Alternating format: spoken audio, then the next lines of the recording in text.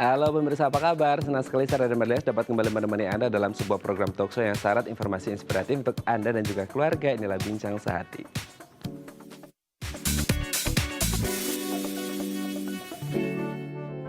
Ya, pemirsa, gejala umum virus corona yang sering kita ketahui adalah batuk secara persisten, demam tinggi, kemudian hilangnya daya penciuman. Kalau menurut WHO ada tambahan lagi nih, diare, sakit kepala, dan ruam. Tapi kalau Anda mengalami gejala-gejala tersebut, Anda jangan langsung takut, panik, khawatir gitu ya kalau Anda mengalami COVID-19. Karena ternyata ada beberapa penyakit yang lain yang juga memiliki gejala yang sama. Tetap Anda harus melakukan tes yang standar dengan ID dan juga WHO untuk mengetahui apakah Anda mengalami COVID-19 atau penyakit yang lainnya. Nah, di episode kali ini kita akan membahas nih beberapa penyakit yang katanya mirip dengan COVID-19. Namun sebelum membahasnya, kita akan membahas terlebih dahulu nih beberapa makanan yang katanya bisa meningkatkan imunitas kita. Karena dengan imunitas yang baik, kita tidak mudah terserang penyakit gitu ya. Kita bahas satu-satu ya. Yang pertama, jambu biji. Nah, kata orang-orang vitamin dengan vitamin C tertinggi gitu ya. Buah dengan vitamin C tertinggi ada pada jeruk. Padahal sebenarnya salah satu buah dengan vitamin C tertinggi adalah jambu biji karena kandungan vitamin C-nya mencapai 126 miligram dan mampu menurunkan tekanan darah dan juga kolesterol. Jadi kalau Anda ingin memiliki imunitas yang baik, salah satu buah yang harus Anda konsumsi adalah jambu biji gitu ya. Oke, setelah jambu biji ada lemon. Nah, di lemon ini vitamin C-nya sebanyak 83 miligram dan juga antioksidannya yang tinggi gitu ya. Kalau Anda juga ingin memiliki imunitas yang baik, lemon harus masuk salah satu daftar buah yang harus Anda konsumsi gitu ya. Oke, selanjutnya leci. Nah, ini saya senang banget sama buah leci karena di leci ini sendiri vitamin C-nya mencapai 7 miligram dan juga ada kandungan omega 3 dan juga omega 6-nya. Sangat luar biasa gitu ya. Udah enak, manis, kandungan vitamin C-nya baik dan juga bermanfaat untuk imunitas tubuh kita. Selanjutnya ada brokoli. Nah, bagi Anda nih yang suka makan makanan sayuran gitu ya, brokoli ternyata juga baik untuk kesehatan tubuh kita, terutama untuk imunitas, karena dari setengah gelas brokoli yang dimasak terdapat kandungan vitamin C sebanyak 51 miligram. Wah, sangat luar biasa ya brokoli ya. Oke, selanjutnya yang terakhir adalah biji bunga matahari. Nah, kalau ini pasti Anda sangat suka ya untuk cemilan gitu ya, karena tinggi vitamin E. Oke, itu tadi 5 makanan atau buah yang katanya baik untuk meningkatkan imunitas kita. Selanjutnya kita akan membahasnya saat lagi, tetap bersama kami di Bincang Sehati.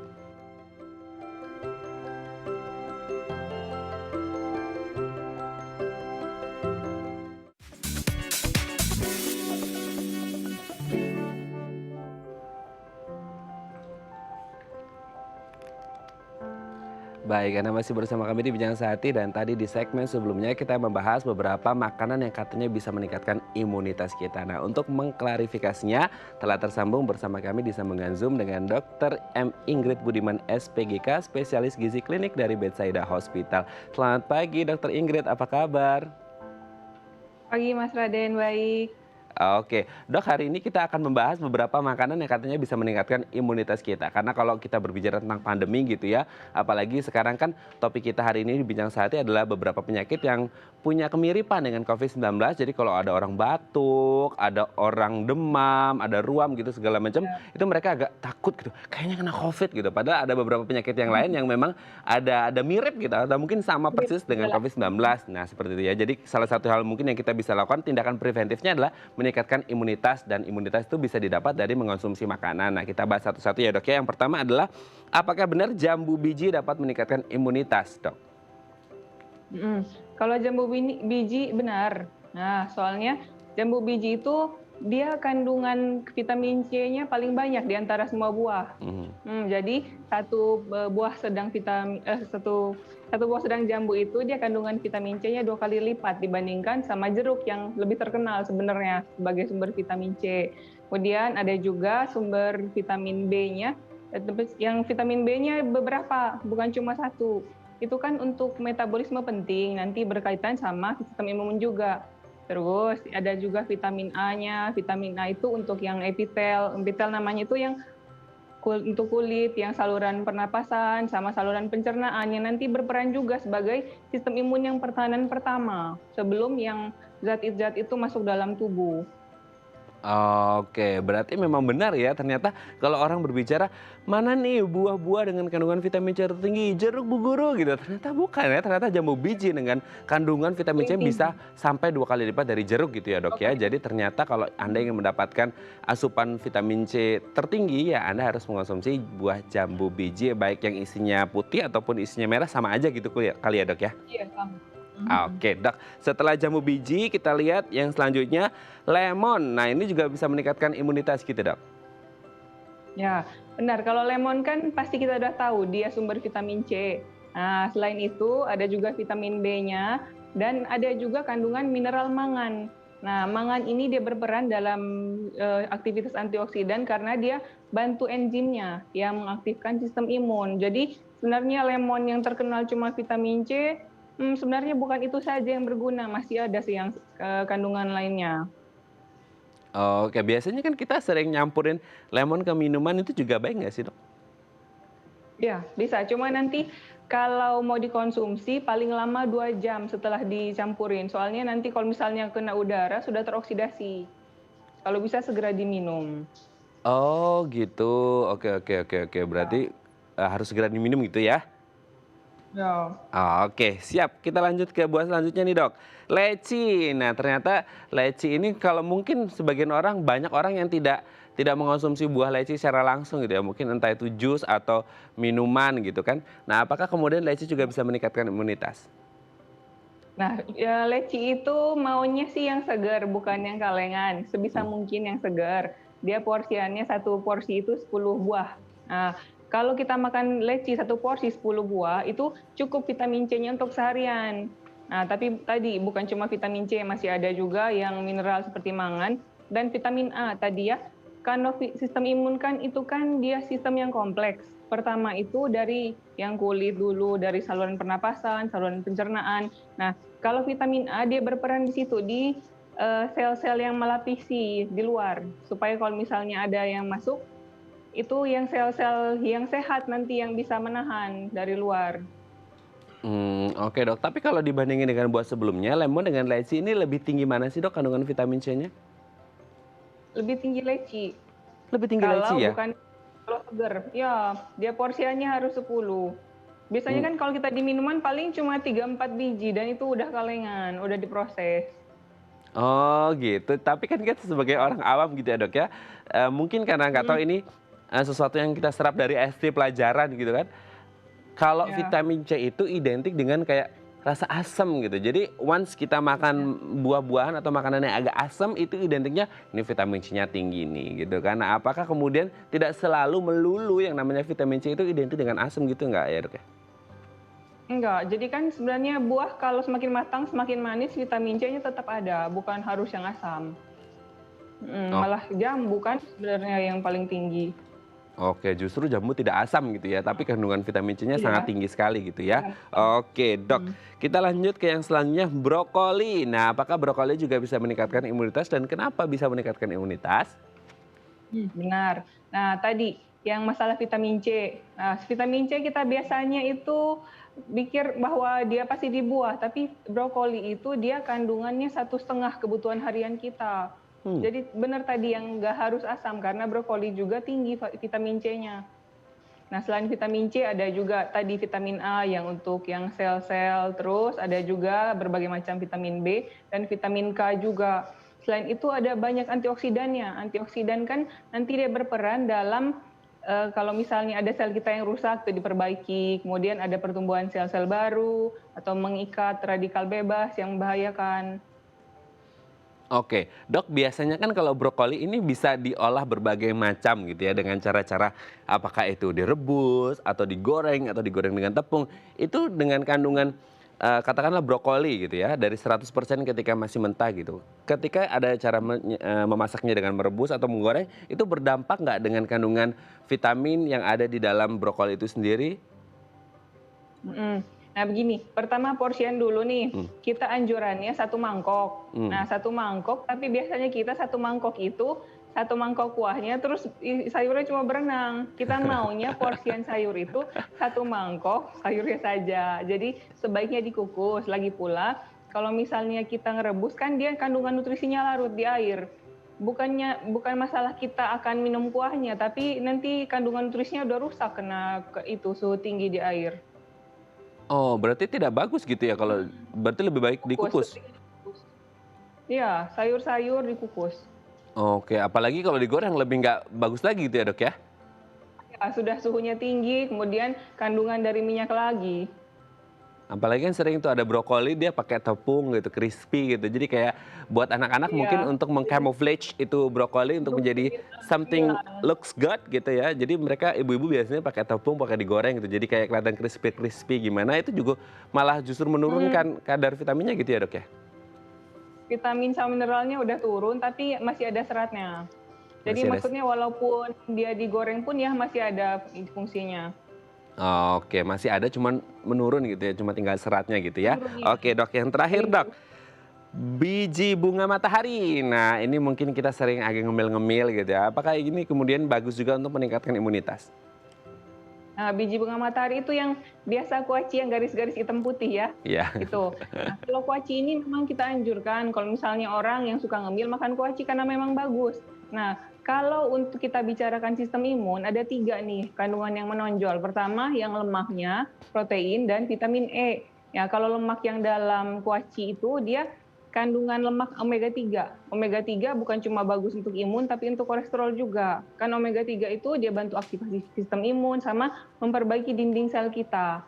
Kemudian untuk yang protein, kuaci itu dalam 100 gram itu kira-kira 10 sendok makan, itu proteinnya sama dengan 3 porsi ayam. Jadi kalau kita Hmm. udah makan 10 sendok kuaci udah sama kayak kita makan 3 potong ayam. Jadi Uh. lumayan lah, maksudnya kita terbantu. Kemudian untuk vitamin E, dalam 10 sendok itu udah memenuhi 2 kali lipat kebutuhan harian vitamin E kita. Dan vitamin E itu kita tahu bahwa dia peran penting juga dalam sistem imun. Selain untuk bagus untuk kesehatan kulit juga baik untuk imun gitu ya. Dan tadi 10 Nah, sendok biji bunga matahari sama dengan 3 potong ayam. Sangat luar biasa. Jadi Anda tidak perlu mengonsumsi ayam, Anda cukup mengonsumsi biji bunga matahari. Oke dok, dari iya. 5 buah atau sayuran yang tadi sudah disebutkan, ada nggak kira-kira buah atau sayuran lain yang baik dikonsumsi apalagi di masa pandemi ini untuk meningkatkan imunitas dok? Kalau buah kita anjurkan memang sesuai juga sama yang dari Kementerian Kesehatan minimal 5 sehari. Nah, dianjurkan yang warnanya berbeda-beda. Jadi sebenarnya bukan ada buah yang lebih unggul dari yang lain, tapi semua fungsinya beda-beda. Nah, dalam zat warna itu yang namanya antioksidan. Ya warna yang berbeda, antioksidan yang berbeda, saling melengkapi jadinya. Jadi kalau misalnya udah makan buah ini sebaiknya ganti lagi, jangan buah yang sama terus, sama sayur juga. Kalau bisa sih warna-warni, bukan cuma enak dilihat, tapi kandungannya memang berbeda-beda, jadi saling melengkapi gitu. Oke dok, tapi biasanya nih kalau kita berbicara ada anggapan, nggak tahu ini mitos atau fakta gitu ya dok ya. Kalau buah itu Hmm. bagusnya di kulitnya gitu. Apakah kemudian ini benar seperti itu? Jadi orang-orang rata-rata nggak mengupas kulitnya, langsung dimakan kulitnya itu bagus nggak dok? Ya, kalau penelitiannya kan sekarang banyak nih, ada yang teliti kulitnya, ada yang teliti buahnya, ada bahkan yang bijinya. Nah, memang hasilnya bagus, tapi nanti dilihat cara olahnya. Sekarang kan mungkin kalau misalnya kita makan kulitnya takut mungkin lilin, ada pestisida. Hmm. Selama kita bersihkan dengan baik bisa. Apalagi kalau misalnya yang penelitian yang terbaru kan yang biji anggur. Kalau misalnya kita mau blender nggak masalah. Yang penting cara pengolahan dan cara pembersihannya bagus. Oke, yang penting cara membersihkannya gitu ya, tetap harus hygiene gitu ya. Dok, kalau sekarang kan yang rentan di masa pandemi adalah teman-teman di usia lanjut atau lansia gitu kan, oma opa kita gitu. Nah pertanyaannya adalah apakah asupannya, porsi asupannya itu sama dengan kita-kita di usia produktif atau berbeda gitu? Kalau pada usia lanjut biasanya kita sesuaikan jumlah kalori. Nah, sedangkan kalau yang vitamin sama mineral dia itu nggak terlalu berkurang kebutuhannya. Jadi tetap seperti yang kita biasa, tapi itu tadi dianjurkan bervariasi makanannya. Biasanya orang-orang tua biar gampang dikasih yang misalnya nenek itu doyan, tapi harusnya diganti-ganti supaya lengkap nutrisinya. Oke, nah ini juga ada kaitannya dengan lansia dan faktor dari kandungan vitamin. Biasanya kan lansia udah habis giginya nggak bisa ngunyah, akhirnya dijadiin jus gitu. Nah pertanyaannya lebih bagus mana kandungannya ketika buah itu dimakan langsung pakai gigi atau di jus? Kalau mau ngomongin lebih bagus, pasti makan langsung. Cuma memang kalau misalnya kendalanya adalah susah mengunyah, bisa di jus, tapi itu sebaiknya paling bagus sih dihabiskan dalam waktu 8 menit setelah di blender. Paling lama 2 jam. Nah, terus masalah blender juga, kita mah blender biasa, bukan yang sekarang juicer yang kita ambil airnya, buang seratnya. Kan kita masih perlu juga seratnya. Kita perlu semuanya, jadi blender langsung semuanya, bukan yang juicer. Oke, lebih baik kalau dimakan langsung pakai gigi, tapi kalau ada keterbatasan gigi Bisa terutama di untuk lansia blender tetap boleh. biasa. Nah, tetap boleh gitu Blender ya dok ya, pakai blender, yang penting jangan juicer karena kita tidak hanya memerlukan apanya vitamin airnya gitu ya, tapi mineral. juga memerlukan seratnya juga gitu ya. Baik, terima Seratnya kasih juga. Dokter Ingrid sudah berbagi bersama kami di Bincang Sehati pagi hari ini. Semoga kita semuanya diberikan imunitas yang baik sehingga kita tetap sehat-sehat terus sampai pandemi ini usai gitu ya. Baik, terima kasih Dokter Ingrid, sehat-sehat terus. Makasih, Mak. Baik, pemirsa, selanjutnya kita akan membahas tema kita hari ini, kenali penyakit mirip COVID-19. Bagi Anda yang memiliki pertanyaan, Anda bisa menghubungi kami di nomor 0212903264 atau DM Instagram kami di @bincangsehati.tv. Kami akan segera kembali.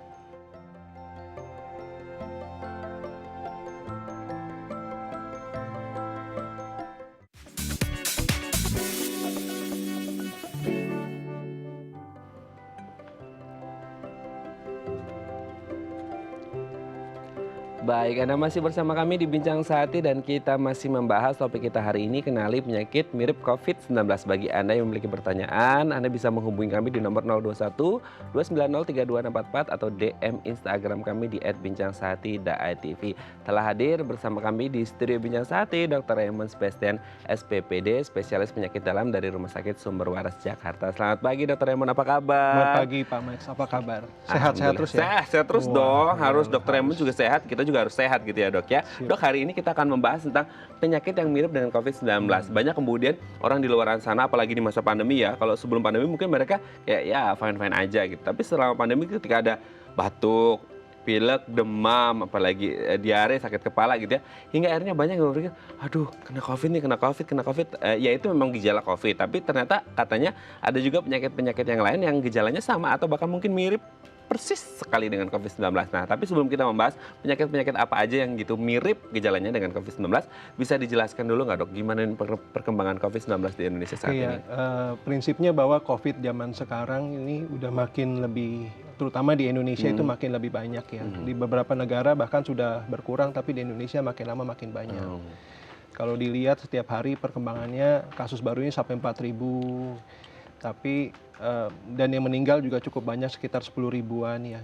Cuman maksud saya tingkat kesembuhannya juga sudah makin lama sudah makin baik. Walaupun maaf di Indonesia saat ini tidak sebagus seperti rata-rata di dunia ya. Maksudnya perkembangan kesembuhannya tidak sebagus seperti di dunia gitu.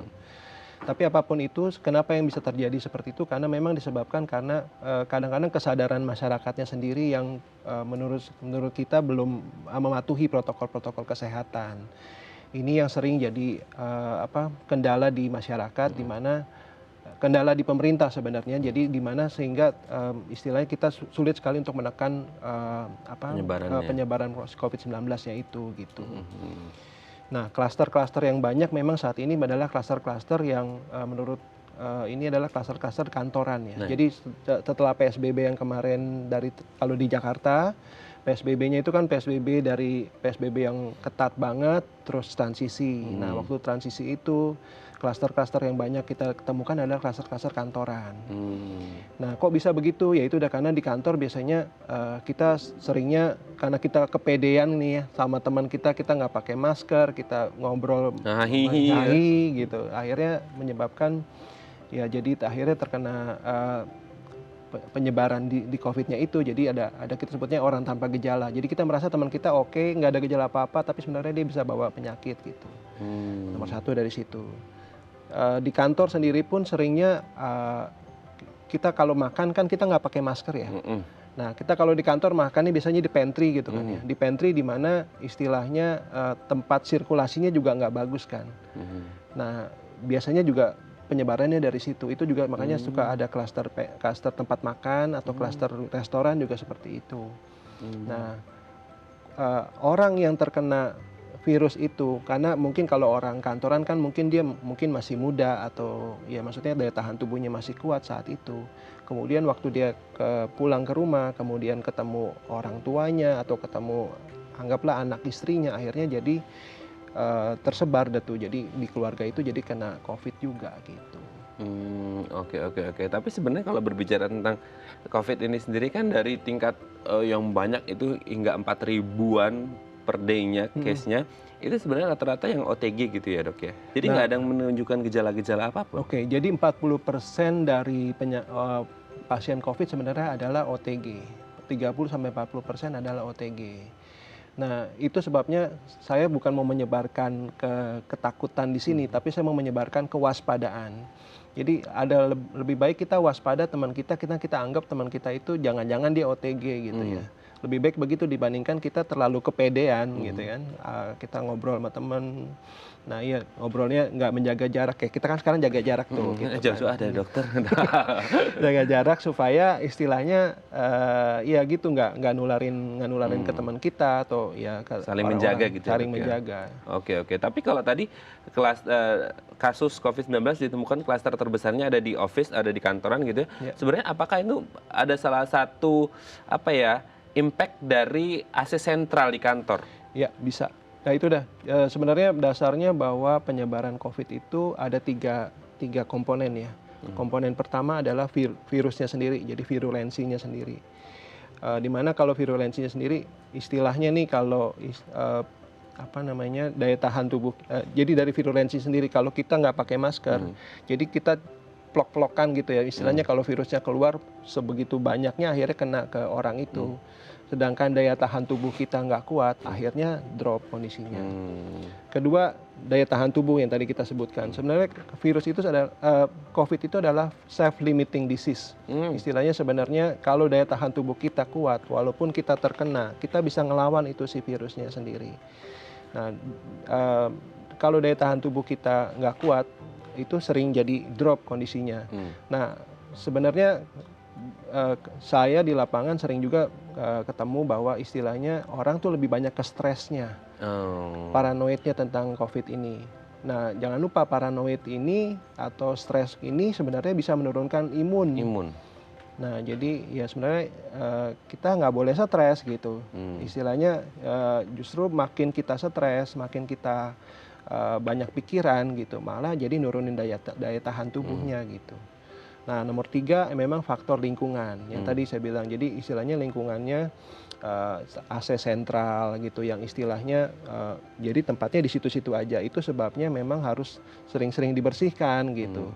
Istilahnya tempat duduk kita, tempat meja kita itu harus sering-sering dibersihkan gitu, karena memang itu salah satu, kalau nggak dibersihkan itu dia bisa di stay di dalam di benda mati itu bisa sampai 8 sampai 9 jam gitu. Jadi memang cukup lama gitu. Oh gitu. Oke. Berarti ini kita harus benar-benar detail banget, teliti banget gitu ya, Dok, untuk mengetahui apa-apa saja gejala-gejala dan potensi-potensinya gitu kan. Tapi kalau kita kembali lagi ke topik kita, sebenarnya gejala COVID-19 itu seperti apa saja, karena kita kan katanya terus bermutasi itu virus kan. Jadi kayak kadang-kadang yang ABC ternyata bisa DEF gitu kan. Jadi kadang-kadang warga juga agak nggak tahu nih update-nya seperti apa, hingga akhirnya yang demam, yang sakit kepala langsung COVID gitu. Jadi pada takut semuanya. Nah, sebenarnya gejala COVID seperti apa hingga saat ini, dan gejala-gejala ini juga bisa terjadi di penyakit-penyakit apa saja gitu. Oke, sebenarnya secara umum ya gejala COVID itu adalah demam, Pak Max, demam dan batuk. Itu kombinasi yang kita pikiran pertama kita di zaman pandemi ini, kalau demam dan batuk kita hubungannya dengan COVID gitu. Tapi ternyata di lapangan juga ada beberapa gejala lain yang memang istilahnya mirip seperti COVID gitu. Karena istilahnya ini sendiri ya, jadi COVID itu sendiri pun sebenarnya karena dia penyebabnya adalah virus, jadi flu-like symptoms. Dan ingat, flu-like symptoms itu artinya kumpulan dari beberapa gejala. Jadi nggak cuman satu gejala aja, misalnya sakit kepala aja. Jangan karena kita sakit kepala aja tanpa demam atau tanpa misalnya ada nyeri-nyeri otot dan lain-lain, itu kita langsung mikirnya ke arah COVID, belum tentu gitu ya.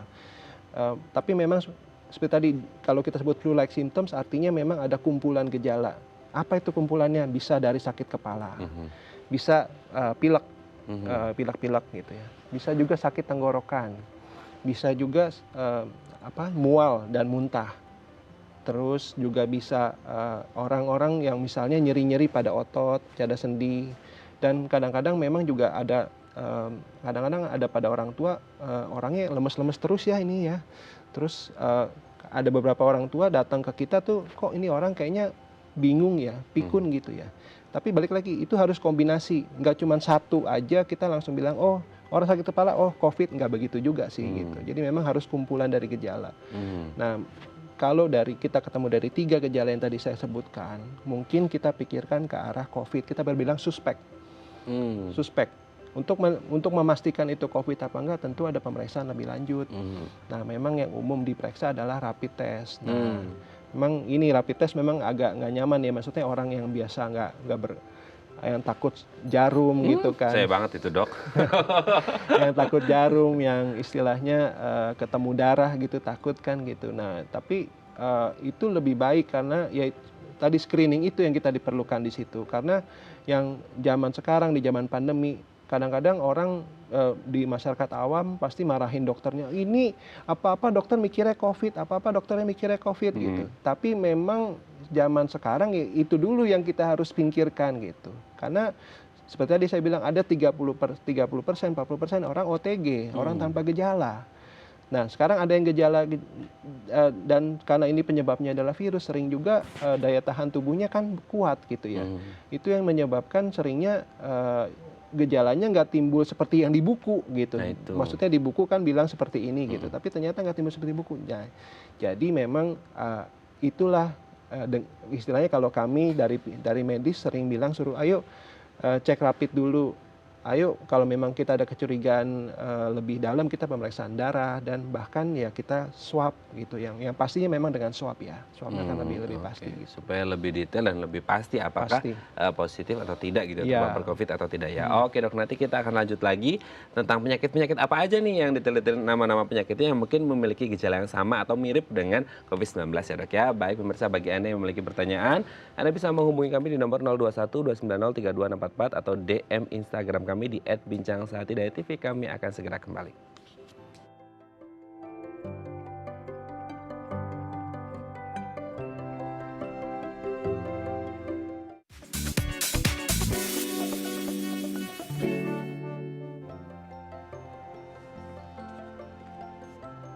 Baik, Anda masih bersama kami di Bincang Sehati dan kita masih membahas topik kita hari ini, kenali penyakit mirip COVID-19. Bagi Anda yang memiliki pertanyaan, Anda bisa menghubungi kami di nomor 021 290 3244 atau DM Instagram kami di @bincangsahatidayatv. Masih bersama dengan Dr. Raymond Sebastian SPPD, spesialis penyakit dalam dari Rumah Sakit Sumber Waras Jakarta. Kita kembali lagi, Dr. Raymond. Kalau kita berbicara tentang penyakit yang mirip gitu ya. Tadi kan disebutkan gejala-gejalanya yang mirip, entah itu demam, pilek, meskipun tidak harus salah satu itu kemudian ke COVID, tapi banyak faktor dan indikatornya gitu ya. Tidak hanya satu, tapi mungkin 3, 4, 5 gejala bisa tendensinya ke COVID, meskipun tetap harus ada rapid, swab dan lain sebagainya. Nah sekarang kita fokus ke penyakitnya gitu. Nah kalau penyakitnya apa aja itu dok, yang kemudian mirip gejalanya dengan COVID? Oke, penyakit yang mirip dengan COVID tentunya memang penyakit-penyakit yang berhubungan dengan infeksi virus. Jadi infeksi virus seringnya kan orang influenza, influenza orang batuk, pilek itu kan memang mirip kayak COVID kan gitu, jadi influenza. Nah, tapi kalau orang yang influenza kita rapid test, dia belum tentu positif, ya kan? Tentunya karena memang bukan penyebabnya bukan si COVID gitu. Nomor 1, nomor 2 mungkin diare. Diare saya bagian gastro. Jadi kalau orang diare aja dengan demam tapi tidak batuk, mungkin kita juga nggak mikir ke sana. Tapi memang seperti tadi yang saya udah ungkapkan dari yang awal bahwa di rumah sakit ataupun ya di tenaga kesehatan, di dokter itu yang karena ini zamannya pandemi, kita nggak tahu tuh penyebarannya dari mana tuh maksudnya kadang-kadang orang merasa oh saya di rumah aja, saya nggak ngapa-ngapain gitu, tapi kita nggak tahu kadang-kadang ada tetangga kita datang atau mungkin beli makanan juga jadi akhirnya bawa kuman ya seperti gitu ya maksudnya. Jadi tahu-tahu bisa kena gitu. Nah seringnya yang di masyarakat orang ada kita sebutnya fase denial gitu, denial atau penyangkalan. Enggak dok, saya nggak kenapa-napa nih, Nggak kemana-mana nggak kok gitu ya. kemana-mana gitu. Nah itu yang seringnya jadi dan dan juga karena nggak kemana-mana penyakitnya sudah istilahnya nih pasien udah sesak napas sudah lama gitu, baru karena dia ketakutan didiagnosa COVID jadi dia nggak ke rumah sakit, akhirnya datang ke rumah sakit dan kondisinya sudah buruk, yang sudah butuh ventilator. Nah prinsipnya bahwa seperti tadi kita tidak mau menyebarkan ketakutan, tapi kita mau menyebarkan kewaspadaan. Mending lu waspada deh, mending lu rapid deh, lu mending lu melakukan swab atau pemeriksaan darah yang lebih akurat, lebih baik gitu dibandingkan kita kepedean nggak ada, akhirnya jadi begitu gitu. Jadi istilahnya total datangnya udah kondisinya udah buruk gitu. Oke, tapi kalau dari gejalanya kan di awal-awal dulu mungkin disebutkan A, B, C, terus kemudian sering berjalannya waktu selama pandemi kurang lebih 7 bulan di Indonesia ini, kemudian ada D, E, F. Nah ini apakah akan terus bermutasi sehingga menimbulkan gejala-gejala yang berbeda atau sebenarnya bergantung pada imunitas orang masing-masing sehingga gejala ke orangnya juga berbeda-beda itu dok? Iya, tergantung dari imunitas masing-masing. Jadi kalau imunitasnya kuat, akhirnya nggak keluar semua gejala-gejalanya sebenarnya. Balik lagi, dasarnya COVID itu adalah self-limiting disease karena penyebabnya adalah virus. Kalau memang dia imunitas kuat, mungkin nggak keluar gejala kemana-mana. Tapi ya saya mau sharing aja bahwa pengalaman saya di rumah sakit gitu. Ada orang datang dengan stroke gitu ya. Kita pikir pasti stroke, oh ini jangan-jangan karena penyebabnya istilahnya darah tingginya atau sakit jantungnya, tapi ternyata setelah diusut-usut, oh dia ada demam berapa hari yang lalu. COVID itu menyebabkan darahnya kita tuh menjadi kental. Jadi kita sebut darah kita menjadi kental. Nah, darah kental itu pada orang-orang tertentu bisa menyebabkan stroke. Jadi ada sumbatan darah di otak menyebabkan stroke. Pernah juga pengalaman kami di rumah sakit, orang datang dengan istilahnya ada gangguan di kulit. Istilahnya kayak orang campak, kayak orang sakit Ruam-ruam gitu kan? Iya, ruam-ruam gitu. Nah, ternyata pas dicek, ya maaf, rapidnya positif. Akhirnya kita lanjutkan ke arah swabnya positif. Nah, balik lagi, seringnya pasien nggak jujur sama kita. Dia cuma ngomongnya, dok saya ada kakinya maksudnya ada luka, maksudnya ada gangguan di kaki gitu. Jadi dia cuma tunjukkan di sini, tapi pas dia nggak bilang bahwa dia ada demam, ada batuknya sebelumnya. Karena memang mungkin itu nggak mengganggu dia gitu. Jadi yang seringnya pasien datang ke kita yang dikeluhkan adalah yang mengganggu aja. Tapi kalau kita usut-usut lagi, kita istilahnya tanya-tanya lebih dalam, ternyata memang ada gejala-gejala lain yang memang sebelumnya bukan cuma itu aja. Gitu. Jadi prinsipnya mesti jujur. Jujur ini si kalau pasien nggak jujur, kita dokternya susah. juga bukan mau dukun. tracingnya agak susah gitu ya dok Ya, ya? kalau dokternya dukun kan kita cuman kita terawang aja langsung tahu. Langsung kan. kelihatan ya. Oke dok, ini sebelum lanjut kita sudah ada penelpon, kita sapa terlebih dahulu. Halo, selamat pagi, dengan siapa di mana? Saya dengan Mukti di Jakarta. Dengan ibu siapa bu? Mukti. Ibu Mukti, ya silakan Bu Ya. Mukti. Selamat pagi Pak, selamat pagi dokter. Ya, Ini selamat saya pagi. mau tanya, kalau untuk imun tubuh, untuk mengetahui imun tubuh kan ada di pemeriksaan darah. Nah pemeriksaan darahnya tuh yang mana? Apakah eosinofil? Karena eosinofil saya tuh rendah ya. Dan bagaimana cara meningkatkan untuk imun tubuh? Jadi hasil pemeriksaan darah saya itu eosinofil saya itu hanya 0,8 dan monositnya itu 9. Nah kalau begitu gimana dokter? Terima kasih banyak dok. Ya. Oke, ada yang ditanyakan dok atau sudah jelas? Darah putihnya bagaimana Bu? Maksudnya darah putihnya? Leukositnya bagaimana? Jadi Leukosit. Leukositnya normal. normal ya, oke. Jadi yang dapat star itu ya cuma 2, eosinofil dan monosit aja. Oke. Ibu ada riwayat alergi sebelumnya Ibu? Enggak. Nggak ada. Ibu ada demam, ada batuk, ada gejala-gejala yang lain nggak Bu? Enggak sih, cuman saya ini aja ya, asam lambung sama mungkin GERD ya. Asam lambung sama GERD.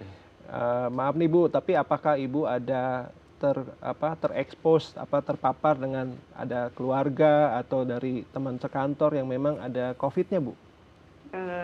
Enggak sih, Nggak ada ya? enggak sih dok. Oke. Oke. Oke, saya coba jawab dulu Bu ya. Oke, Jangan sudah diputus jelas ya, dulu Dok? ya, biar Iya. soalnya kalau mungkin ada pertanyaan lagi. Jadi begini Bu, prinsipnya kalau eosinofil tinggi aja itu tidak menunjukkan apa-apa. Nah, apalagi angkanya tadi tidak terlalu tinggi ya. Jadi eosinofil tinggi biasanya berhubungan dengan alergi sih Bu. Oh, eosinofil saya 0,8, justru rendah. Oh, rendah, apalagi rendah. Jadi tidak berarti apa-apa Bu. Oh gitu. Nah, memang kalau gejala ke COVID yang kita cari adalah limfosit Bu. Oh, limfosit. Nah, limfositnya biasanya oke. akan turun Bu. Oh, Nah, limfositnya turun. Nah, itu yang jadi tadi kalau limfositnya turun, baru kita curiga ke arah COVID gitu. Tapi kalau eosinofil rendah tidak ke sana ya, Bu.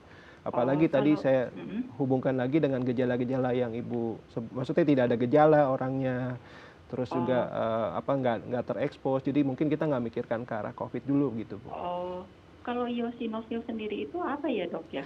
Itu adalah bagian dari darah putih kita di mana berhubungan biasanya dengan alergi dihubungkan dengan alergi gitu. Jadi kalau memang orang itu alergi tinggi, eosinofilnya akan tinggi gitu. Ada beberapa penyakit juga, misalnya penyakit cacing ya, maaf ya Bu, penyakit cacing eosinofilnya juga tinggi gitu. Tapi justru kalau dia rendah tidak berarti apa-apa Bu. Oh, nggak berarti apa-apa gitu ya. Oke. Kalau monosit Aman. sendiri itu apa tuh dok? Kenapa? Monosit. Nah, monosit tinggi memang berhubungan dengan infeksi virus sebenarnya. Tapi maksudnya kita nggak bisa cuman menunjuk satu aja, oh ini monosit tinggi ini pasti, ya maaf, maksudnya COVID atau segala macam. Jadi memang nggak bisa menunjukkan dengan itu gitu. Jadi ada beberapa gejala lain yang memang harus kita istilahnya kita telusuri gitu Bu. Oke ya, semoga ini bisa menjawab pertanyaan dari Bu Mukti yang ada di Jakarta ya Bu ya. Ya, terima kasih dok. Ini Bu Mukti sangat luar biasa antusias untuk menanyakan apa yang terjadi dengan kondisi kesehatannya gitu ya. Berarti kan kalau tadi menyambung apa yang disampaikan oleh Bu Mukti, sebenarnya kan Bu Mukti ingin berfokus pada meningkatkan imunitas gitu ya dok ya. Nah sebenarnya berarti peran imunitas dalam pandemi ini seperti apa dan bagaimana cara terbaik? Kalau tadi salah satu yang mau disebut adalah berpikir positif, jangan panik gitu ya dok ya. Nah bagaimana peran imunitas dan meningkatkan imunitasnya seperti apa? Oke, nah sering yang terjadi pasti untuk meningkatkan imunitas kita harus makan makanan yang bergizi. Tadi kan udah dibahas ya sama dokter gizi kita. Apa sih makanan yang bergizi yang banyak? Sebenarnya makanan yang bergizi adalah yang mengandung protein tinggi, Pak. Nah, protein tinggi itu ya bisa didapat dari misalnya protein hewani dan juga protein nabati istilahnya seperti itu. Nah, dari makanan yang bergizi dan tidur yang cukup. Nah itu. Nah, tidurnya minimal 6 sampai 8 jam. Jadi itu juga meningkatkan imunitas. Nah, apalagi masalah obat-obatan atau misalnya vitamin.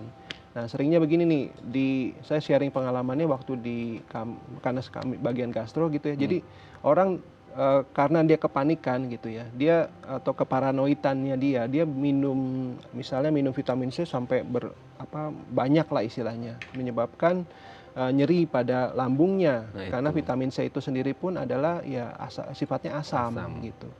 Udah dia minum vitamin C, dia minum jahe juga panas.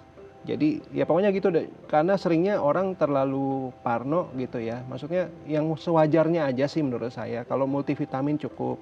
Kalau memang nggak ada gangguan lambung silakan minum vitamin C. Tadi udah dijelaskan beberapa buah-buahan yang memang kita bisa dikonsumsi untuk meningkatkan vitamin C. Jambu biji juga yang tadi dibilangin itu memang salah satu kita sebutnya kita anjurkan untuk orang makan jambu biji.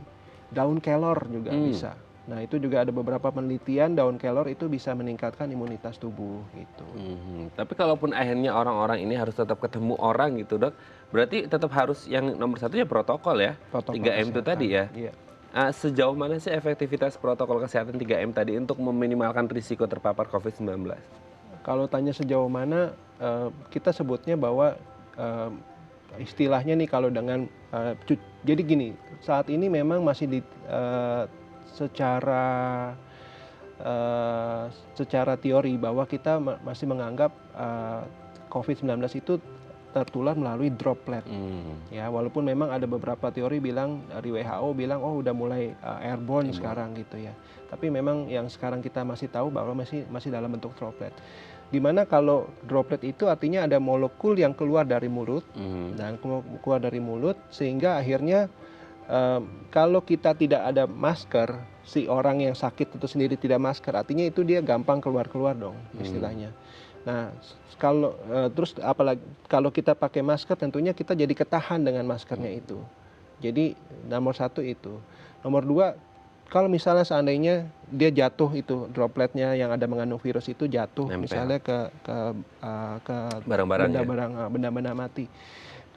Terus kita pegang, dia harus punya tempat untuk masuk dulu ke dalam tubuhnya. Nggak langsung Nggak langsung dari pegang kulit langsung kulit positif langsung kena gitu ya? itu enggak Enggak. gitu. Jadi memang harus tempat masuk dulu. Contohnya misalnya ke mulut jadi atau ke hidung. Kadang-kadang kita korek-korek hidung, kita kocok-kocok mata. Nah, itu baru ada tempat masuk.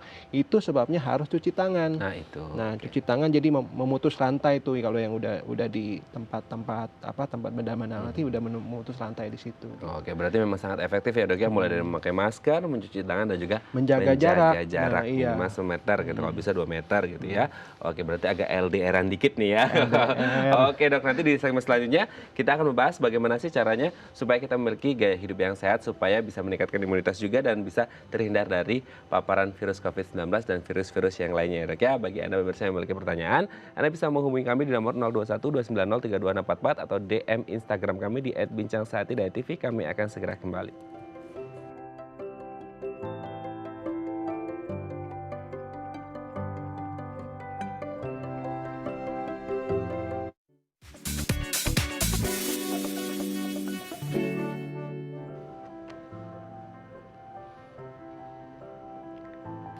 Baik, Anda masih bersama kami di Bincang Saati dan kita masih membahas topik kita hari ini, kenali penyakit mirip COVID-19, masih bersama dengan Dr. Raymond Sebastian SPPD, spesialis penyakit dalam dari Rumah Sakit Sumber Waras Jakarta. Dok, di segmen terakhir ini kita akan membahas beberapa tips gaya hidup yang sehat ya dok ya. Kita lihat yang pertama. Hindari stres, ini nomor 1 harus ya dok ya, harus berpikir positif, hindari stres. Karena kalau stres kita nggak ada, imun kita akan tinggi. Kalau kita makin stres, imun kita akan makin turun. Oke, pokoknya yang nomor 1 harus hindari stres supaya tidak mudah panik. Panik boleh, waspada boleh, tidak boleh panik gitu ya dok ya. Oke, lanjut. Cukup istirahat. Nah ini istirahat, tidur tadi ya dok ya? Iya, jadi 6-8 jam. Kita anjurkan zaman sekarang, apalagi kan orang sudah nggak boleh kerja, nggak boleh sampai malam-malam, sampai ya maksudnya memang sudah dibatasi. Jadi memang harus banyak istirahat. Istirahat yang baik adalah tidur 6-8 jam. 6-8 jam. Lebih penting mana? Kuantitas, kualitas? Dua-duanya lah. Dua-duanya? Dua-duanya lah. Oke, tapi kalau untuk mereka yang kerja shift-shiftan itu boleh nggak sih dok dirapel? Maksudnya kayak harusnya kan normalnya orang tidur di malam hari. Tapi kalau mereka kerjanya shift, tidur di siang itu bisa menggantikan nggak tidur yang malam? Sebenarnya bisa. Sebenarnya bisa.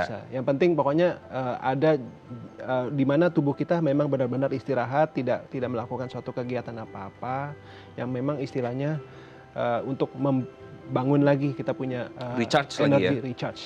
Recharge sangat luar biasa ya. Bukan Richard Sambera ya, itu mah perenang ya. Oke, lanjut.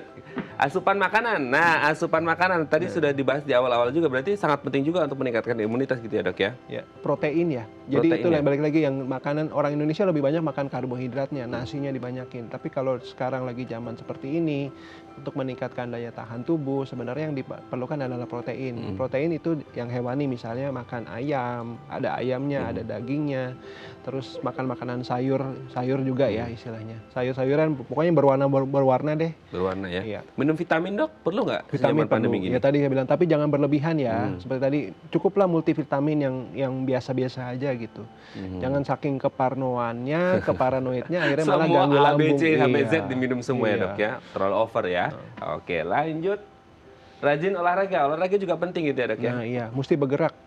Dasarnya pada zaman COVID ini kita memang harus lebih banyak bergerak. Minimal 30 menit nih kalau sebenarnya kalau anjurannya. Dulu kita cuman ya maksudnya zaman dulu 15 menit cukup, tapi makin ke sini untuk menambah daya tahan tubuh minimal 30 menit sehari. 30 menit karena itu untuk sehat. Kalau prestasi beda lagi. Pokoknya intinya 8 mengatur jam kalau prestasi. 5 jam beda ya, itu jangan melebihi kapasitas juga teman-teman. Saya pokoknya harus sehat lebih dari 30 menit gitu. Nggak boleh juga anjurannya ya. Oke, yang terakhir. Hidup bersih. Nah, ini yang hidup mungkin bersih. Cuci menjadi tangan. ikut ke protokol kesehatan gitu ya dok ya, hidup jadi, bersih. jadi 3M ya, Hmm. menjaga jarak, mencuci tangan, sama satu lagi adalah eh, menjaga jarak, mencuci tangan, sama Memakai masker. memakai masker. Ya. Nah, seperti itu ya. Oke, mungkin yang terakhir, apa yang ingin dokter sampaikan untuk para pemirsa di rumah untuk bisa jaga kesehatan apalagi di masa pandemi ini? Oke, nah sebenarnya memang seperti tadi kita tidak mau menyebarkan ke apa ya, ketakutan ya, Betul. tapi kita mau menyebarkan kewaspadaan ya. Jadi harus waspada, 3M itu harus dilakukan. Nah, sering juga yang terjadi di masyarakat itu orang nggak mau ke rumah sakit karena dianggap di rumah sakit itu adalah sumber COVID. Betul.